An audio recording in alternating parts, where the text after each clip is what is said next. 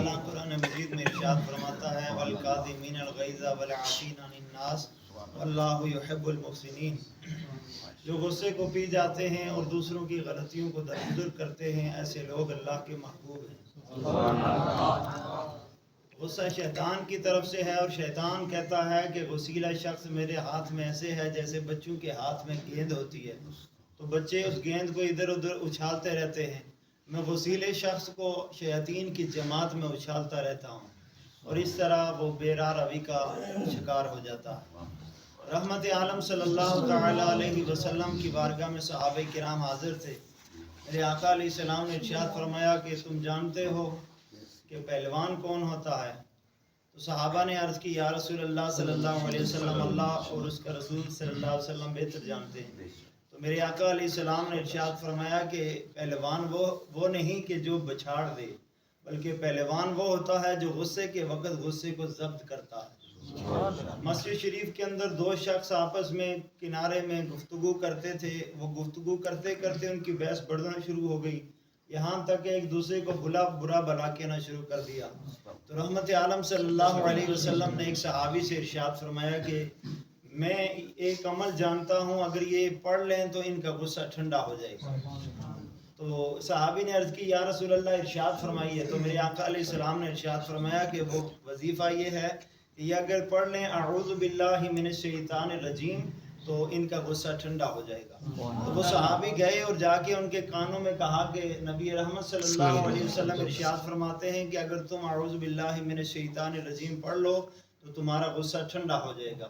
تو انہوں نے اسی وقت وہ اعوذ باللہ من الشیطان الرجیم پڑھا تو غصہ ٹھنڈا ہو گیا۔ میرے اور آپ کے پیارے آقا صلی اللہ علیہ وسلم ارشاد فرماتے ہیں کہ جب بھی تمہیں غصہ آئے تو اپنی جگہ کو تبدیل کر دو، یعنی کھڑے ہو تو بیٹھ جاؤ۔ اگر اس عمل سے بھی تمہارا غصہ ٹھنڈا نہیں ہوتا تو بیٹھے ہو تو لیٹ جاؤ۔ اگر پھر بھی غصہ ٹھنڈا نہیں ہوتا تو وضو کر لو، چونکہ پانی آگ کو بجھاتا ہے، تو غصہ ایک آگ ہے، تو جب تم وضو کرو گے تو انشاءاللہ غصہ ٹھنڈا ہو جائے گا۔ یہ یاد رکھیے کہ ماچس کی تیلی کا سر تو ہوتا ہے لیکن اس کا دماغ نہیں ہوتا، تو دماغ نہ ہونے کی وجہ سے وہ جلدی بھڑک اٹھتی ہے، ذرا سی رگڑ پر وہ بھڑک اٹھتی ہے، اور اس کے بھڑکنے سے جو آگ نکلتی ہے نا تو وہ کسی کا تو نقصان کرے گی لیکن اس کی اپنی جان بھی ختم ہوتی ہے، وہ خود بھی اسی آگ میں جل کے راکھ ہو جاتی ہے۔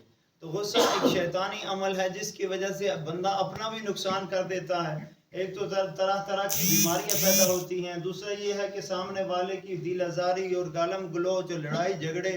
آپ دیکھیے غصے کی بنیاد پر بچے نافرمان ہوتے ہیں، غصے کی بنیاد پر گھر ٹوٹتے ہیں، غصے کی بنیاد پر طلاقیں ہوتی ہیں، غصے کی بنیاد پر گاؤں میں لڑائیاں جھگڑے فساد، اور اسی طرح آپ دیکھیے یہ ایک ایسا غصہ ہے کہ جو بعض اوقات انسان کو دین سے بھی خارج کر دیتا ہے۔ بعض اوقات ایسا اول فول بک دیتے ہیں غصے کے عالم میں کہ پتہ بھی نہیں ہوتا کہ میں نے کون سی بات کہہ دی ہے کہ جس سے ایمان تو نہیں خارج ہو گیا۔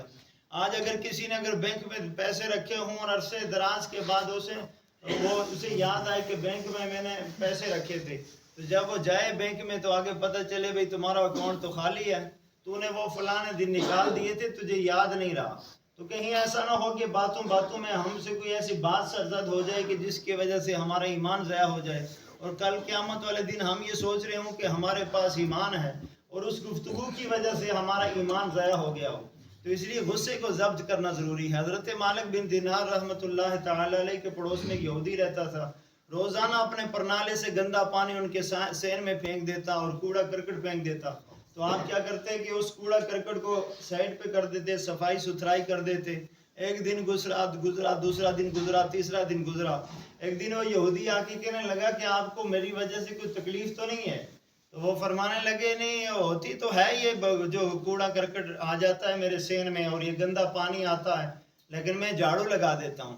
تو وہ کہنے لگا آپ کو غصہ نہیں آتا؟ تو وہ فرمانے لگے ہمیں غصہ اس لیے نہیں آتا کہ ہمیں اللہ کا قرآن یہ کہتا ہے کہ والکاظمین الغیظ والعافین عن الناس واللہ یحب المحسنین، کہ جو غصے کو پی جاتے ہیں اور دوسروں کی غلطیوں کو درگزر کرتے ہیں، ایسے لوگ اللہ کے محبوب ہیں۔ کلمہ پڑھا اور اسی وقت مشرف با اسلام ہو گیا۔ اسی طرح حضرت زین العابدین رضی اللہ تعالیٰ عنہ کی ایک باندی تھی، آپ وضو فرما رہے تھے، وہ پانی ڈال رہی تھی، تو غلطی سے اس کا جو ہاتھ کا جو برتن تھا وہ گرا اور حضرت زین العابدین کے چہرے کو زخمی کر گیا. تو جب آپ کے چہرے سے خون نکلا تو آپ نے اس باندی کی طرف مڑ کے دیکھا تو باندی سمجھ گئی. تو باندی نے کہا والکاظمین الغیظ کہ جو غصے کو پی جاتے ہیں. آپ نے فوراً فرمایا میں نے غصے کو پی لیا. وہ کہنے لگی والعافین عن الناس اور جو لوگوں کی غلطیوں کو درگزر کرتے ہیں. آپ نے فرمایا میں نے تمہاری غلطی کو درگزر کر دیا. واللہ یحب المحسنین آپ نے فرمایا ٹھیک ہے میں نے تجھے آزاد کر دیا. اللہ کی رضا کے لیے انہوں نے غصے کو پی لیا اور اس باندی کو آزاد کر دیا. تو ہم سب کو چاہیے بالخصوص ماہ رمضان مبارک کے اندر غصہ آتا ہے, ایک فطری عمل ہے. ہمیں کوشش کرنی چاہیے کہ مار دھاڑ گالم گلوچ کے بجائے ہم صبر و شکر کریں, تھوڑا سا ہم ٹھنڈا ہو جائیں. یہ دیکھیں نا ماچس کی جو تیلیاں آپ جوڑ کے رکھیں نا ان کے سروں کو, اور اس کو جب پہلی تیلی کو آپ آگ لگائیں گے تو دوسری کو لگے گی, تیسری کو, چوتھی کو, وہ ساری تیلیاں جل جاتی ہیں. لیکن آپ پہلی تیلی کو اگر تھوڑا سا وقفہ دے دیں, پیچھے ہٹا دیں تو پہلی کو ہی لگے گی, پھر دوسری کو آگ نہیں لگے گی. تو اسی طرح جب کوئی آدمی آپ کو غصہ دلاتا ہے تو آپ تھوڑا سا 2 قدم پیچھے ہو جائیں اور آپ صبر کریں گے تو انشاءاللہ الکریم باقی معاملات جو گھروں میں فساد ہوتے ہیں, محلے کے اندر ہوتے ہیں, ان سے ہم بچے رہیں گے. اللہ تعالیٰ سے دعا ہے کہ ہم سب کو عمل کی توفیق دے.